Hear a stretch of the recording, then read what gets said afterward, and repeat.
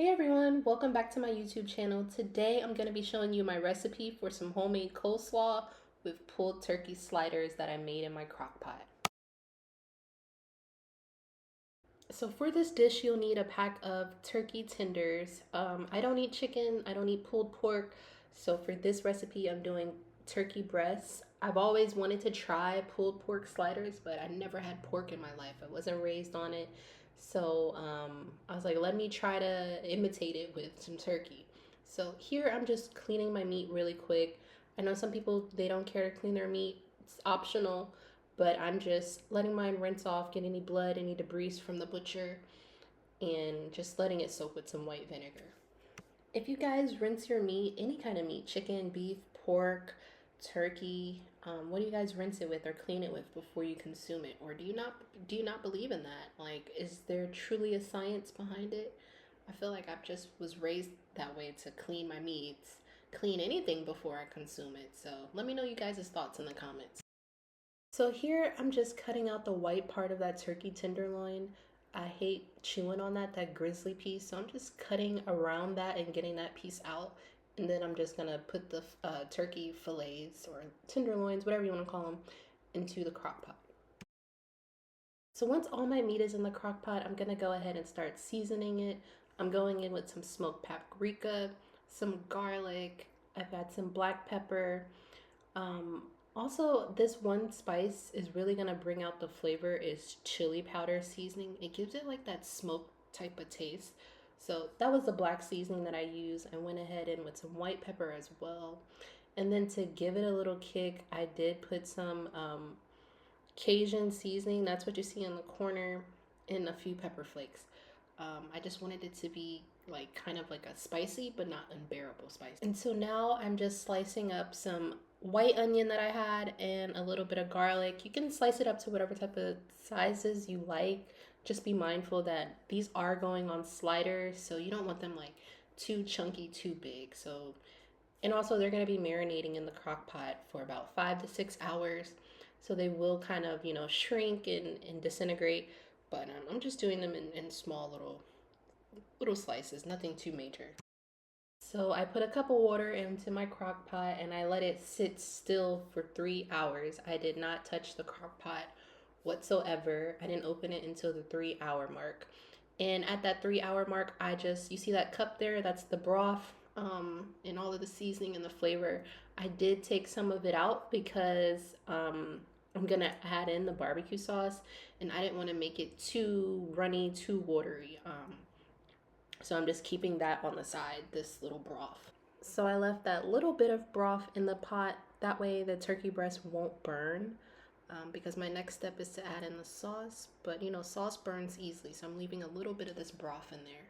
So now I'm just going in and pulling apart the turkey breast. I know I shouldn't be cutting in the pot, but luckily my crock pot, I've had it for about 3 4 years. I don't have any scratches in it.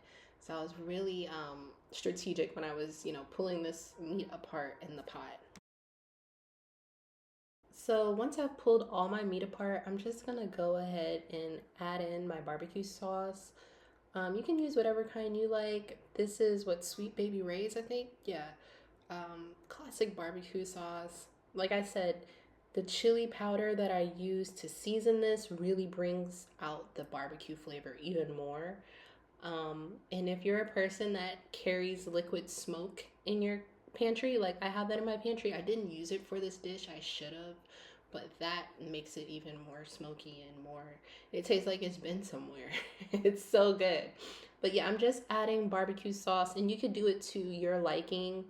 I don't want to put not too much to where it burns the crock pot, but also I want enough to where it's saucy and it's flavorful. So it's up to you how much you want to put in there.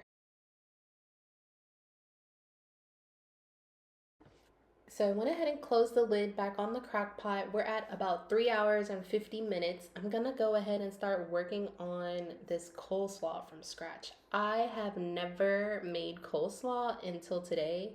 So like this was like a super trial and error, and I was just trying to wing it. But the bag of coleslaw, the raw one, has a recipe on the back. So I just followed that to a T, and it came out amazing. Like, I'm not saying that because I made it.